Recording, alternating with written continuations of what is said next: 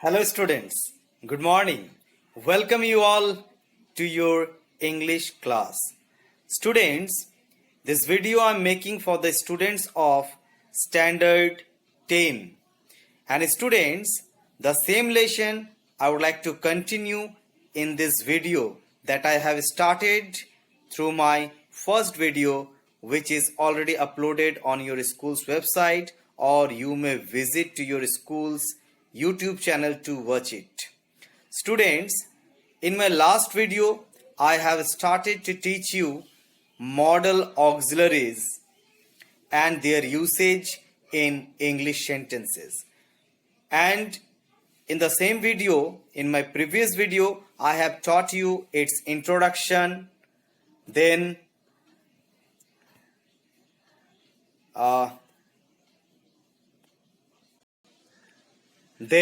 I taught you regarding questions, how to make with modal auxiliaries, then the usage of must,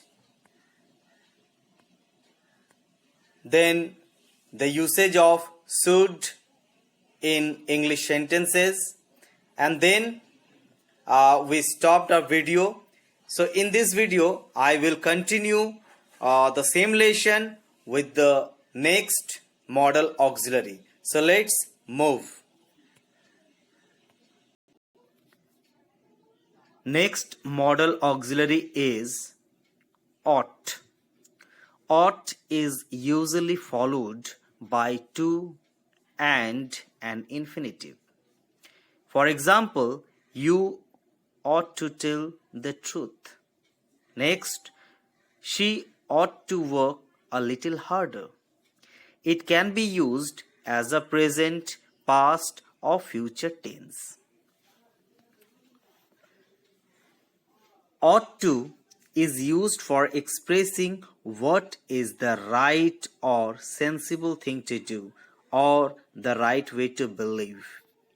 For example, you ought to get up earlier. Next, you ought to exercise daily means you must exercise daily. That is your duty that you should do.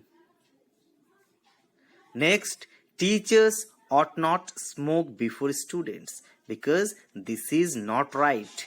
If the teachers smoke in front of the students, so the influence of the teacher will be weaker. So teachers ought not smoke before students.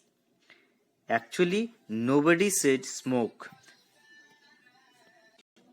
Next, ought to is used when we believe strongly or expect that something will happen.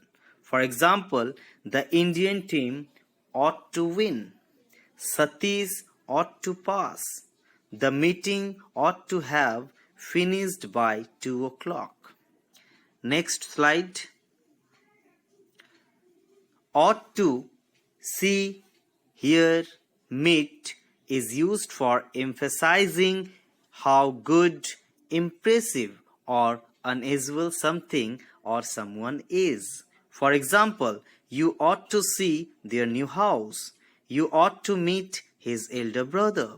Next, ought to have is used when we realize that we did not do the right thing in the past. Ought to have is used when we realize that we did not do the right thing in the past. For example, you ought to have listened to my advice. It means in the past you didn't listen my advice.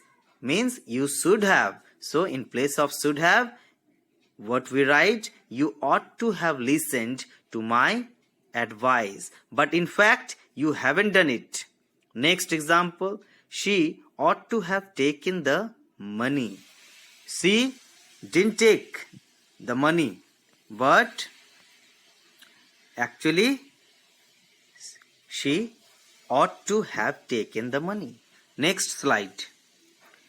Note. Ought is used to express the subject's obligation or duty, but it indicates neither the speaker's authority as with must, nor an outside authority as with have to. The speaker is only reminding the subject of his duty.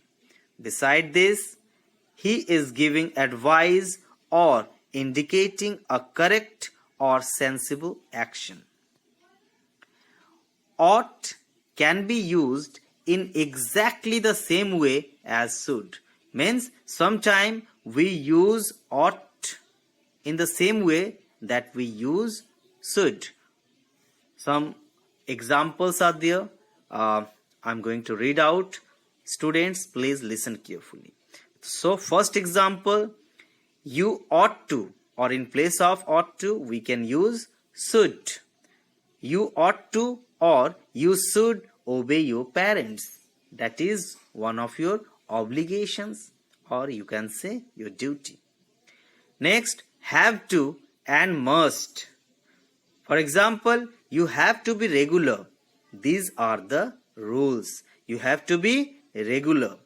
Next, you must obey your teachers. This is also an obligation, duty. You must obey your teachers. The speaker insists on it. Next, you have to take this medicine. The doctor insists on it. Next, you must take this medicine. The speaker insists on it, or it is the speaker's emphatic advice. Next, you must not drink this. It is poison. This is prohibition. Next, you ought not smoke so much. It is not right or sensible. So finally, we have come to know the usage of ought, ought to have, and sometimes ought is used in the same way that we use should, must, or have to sometime. The next modal auxiliary is can. Can is most often used to express a person or thing's ability to do something.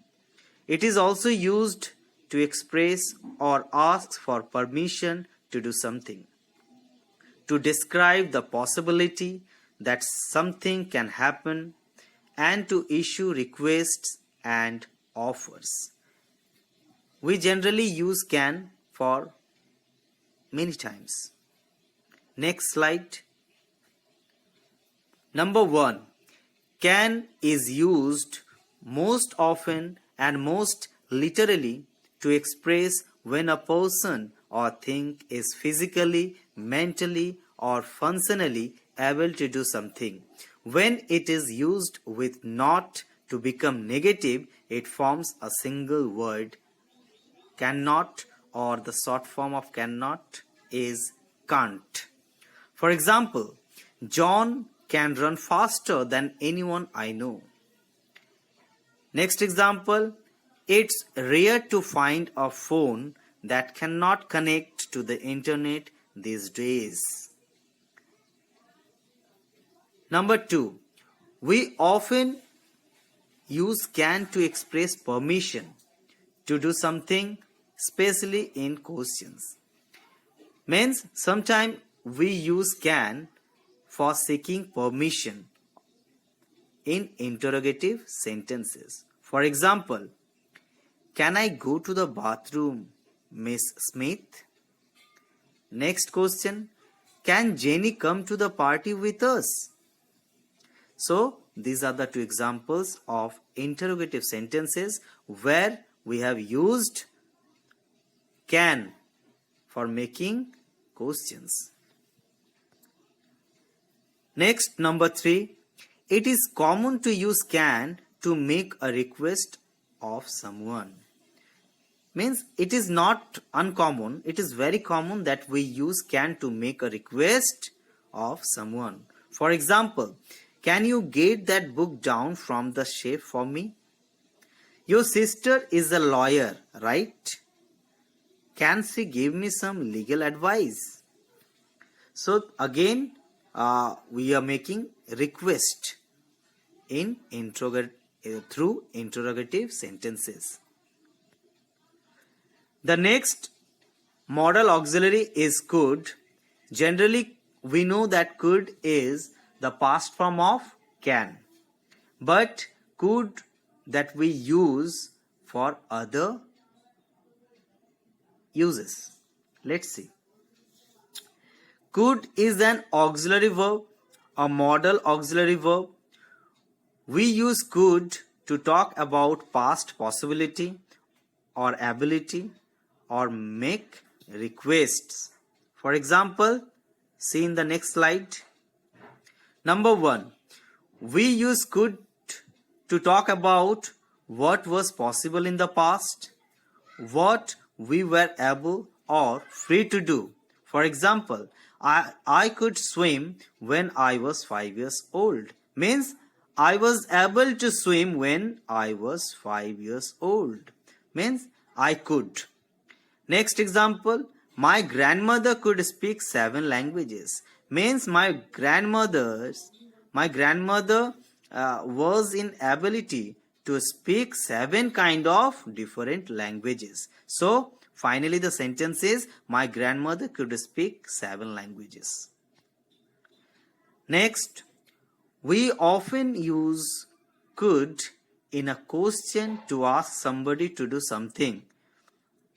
The use of could in this way is fairly polite, formal. Means sometimes we seek or we just make questions to someone to do something. For example, could you tell me where the bank is, please? I repeat once again. Could you tell me where the bank is, please? Could you send me a catalog, please? So, through these questions, we are asking or we are requesting somebody to do some act. So, students, we have completed up to here. In my next video, I'll try my level best to complete this lesson. So, thank you very much. Bye.